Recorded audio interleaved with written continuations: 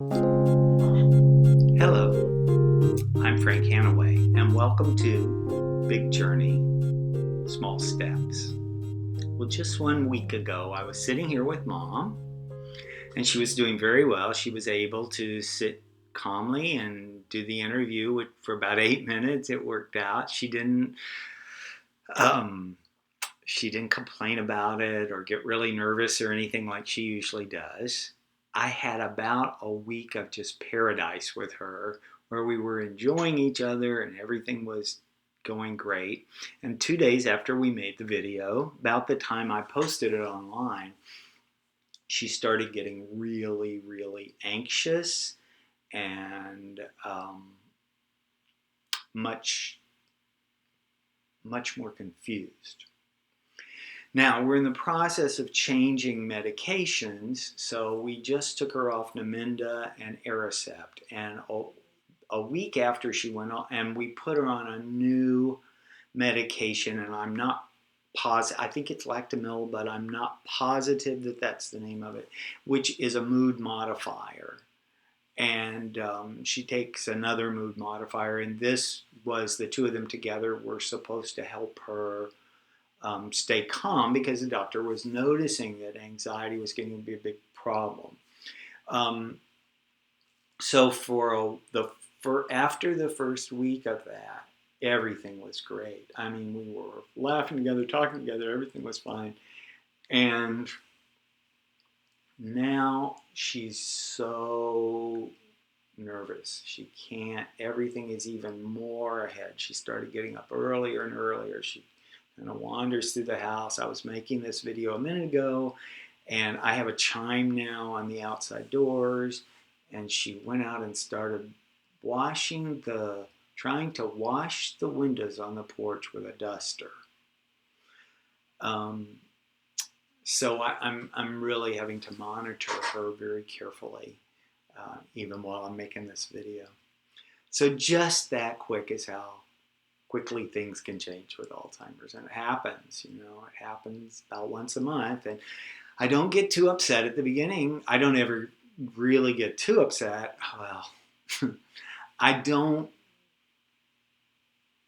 project into the future too much about it, which is good. I don't think, oh, this is what we have now, because it's going to change. Whatever we have, it's going to change. It might get better again, which it has. It might get much worse, which it definitely will at some point. Whew. So, in any event, that's where we are. I tell you, I get more frustrated in the minute because when we get to this place, she's so in her head that she cannot hear you.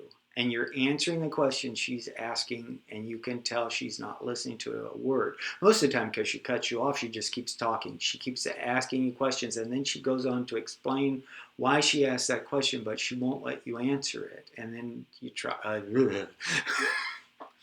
Now, the only thing for me is I'm also physically having a rough time because my spinal stenosis is at a low point, and it's okay though. It's nice when I get to talk to adults, and I have that set up, but I just realized when I was getting ready to make this video, even when we go play for other places, or we're either going to doctors or we're going to places where memory care homes, and we're going to a place for educationally disabled citizens. And so the majority of my time is not spent with people who are fully functional mentally. So I really appreciate those moments. I have one friend that I have a coffee with every week. The trouble is too, and when the sitter comes, I just adore her. So we really, I love to get to just to talk to her sometimes. It's really good. The only trouble is when I go off and run errands, as soon as I come home, Mom starts pushing her out the door. But I just take her in the apartment. We sit and talk. I usually try to get home a little early so I can enjoy her company a little bit. Anyway, I'm sorry to have not so good news. But that's the way it goes. We've upped her anxiety medication. I'm not seeing much change from that yet, and we may have to go back and um, to the doctor and find something else to try and see to make her comfortable in her own skin. So anyway, thank you for spending time with me today. And from the bottom of my heart, as I always do, I would love to be the one who wishes you today peace